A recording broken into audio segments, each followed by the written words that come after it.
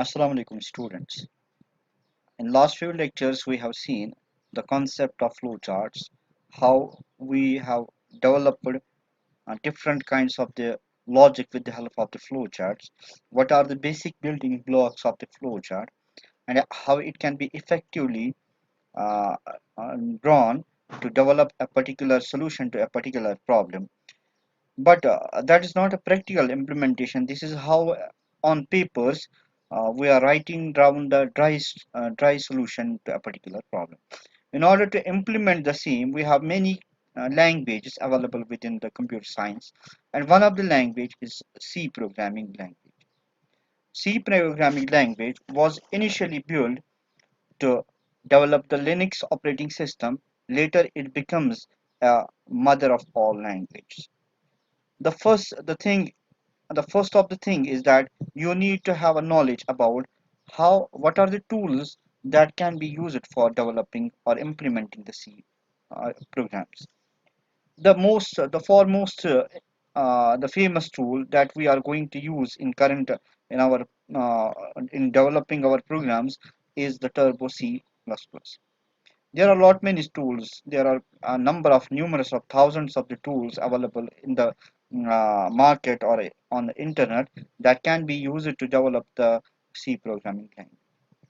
This is the tool which we are going to use. This we call as a Turbo C tool. Turbo C tool has different options available. The first one is the official is the file option.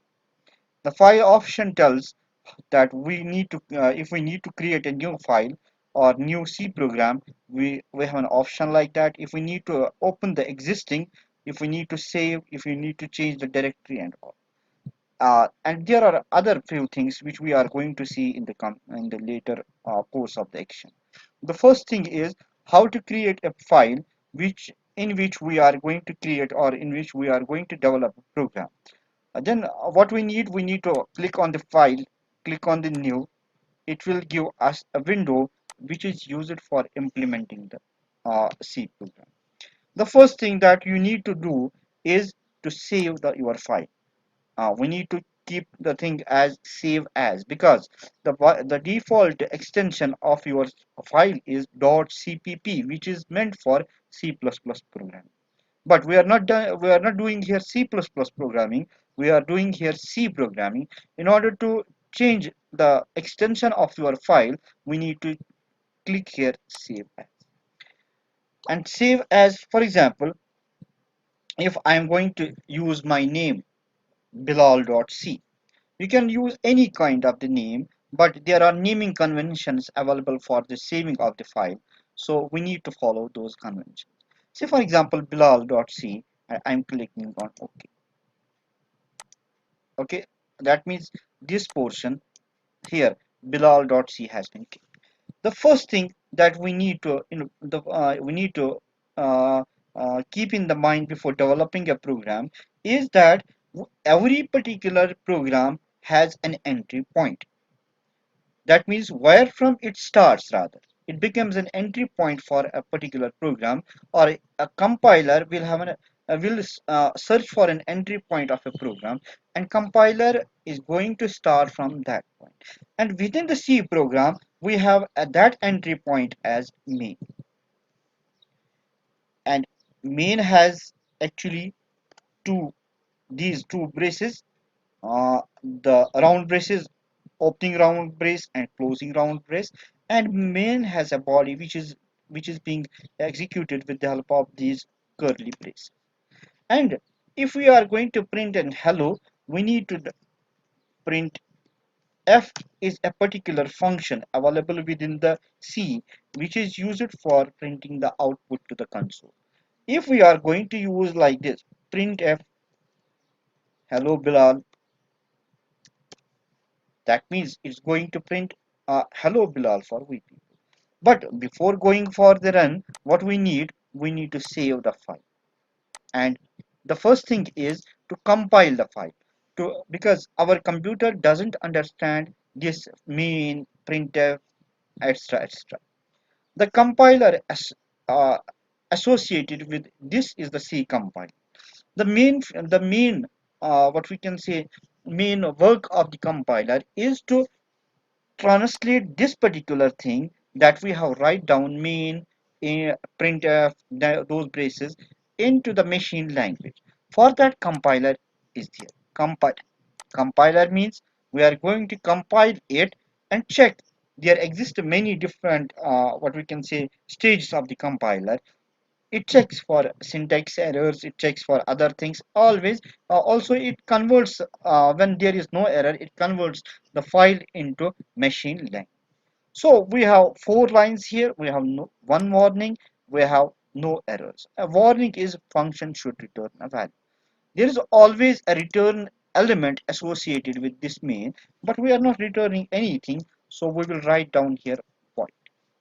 We will see all these things one by one, but here I'm going to depict how our program and window will look like. So when we are going to first, before compiling, save this program, yes, and compile. Okay, no errors, no warnings, four lines. And but how to run? Before going for the run, let me say run. So we have seen the first program that is going to print a particular thing. Before executing this one, let me add one more thing. We say that get ch. We will discuss this later on how get ch will work.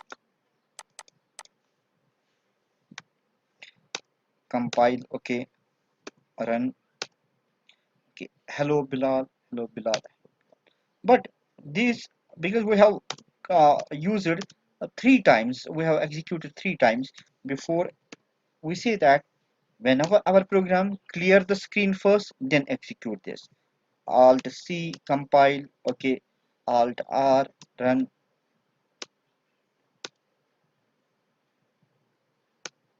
okay, hello Bilal. Now we will see that there exist different data types available within the C. The data types are associated with the variables. Now what variables are all about? We say that within within our particular C program there exist variables. Variables as per the mathematics are those which will which will have or which can store variable data. Variable data means which can be changed. Now variables can be of any type, because there might be variables which will store integer value, there might be variables which will store character, there might be variables which will store the floating point numbers, there might be stores which will be capable of storing only single character. And in order to derive this particular, there exist different kinds of the particular variables, different kinds of the data types, and these data types are used in collaboration with these variables so that we can depict what kind of the data they are going to store. Say for example, we need to have a summation of two numbers. In order to sum two numbers, there might be obviously those two numbers, if they are integers, say we say that integer x comma y. This means we are going to declare two variables x and y of the type of the integer, and we are going to have int sum which is equivalent to 0 at the first time. This means that the sum is a variable which is going to take the summation of two variables int x and y. And say we say that x equivalent to 5 and y equivalent to 10. Is it? Now when we are going to use like this sum equivalent to x plus y, we say that take the summation and store it in the variable sum, and then after we are going to use printf %d comma sum. Is it? In order to print a simple message, we are going to have simple text there. But if we need to print the variables which we are going to store the values, then we need to put the placeholders in terms of itself. Here we are going to use the %d because %d is being used to act as a placeholder for integers. We say that print an integer which is stored in sum. And after that, what we are going to use? We are going to use getch. We will discuss this later, and we are going to have clear screen which is going to be clear the screen for we, and we say that alt c compile. Okay, no error. Alt r run.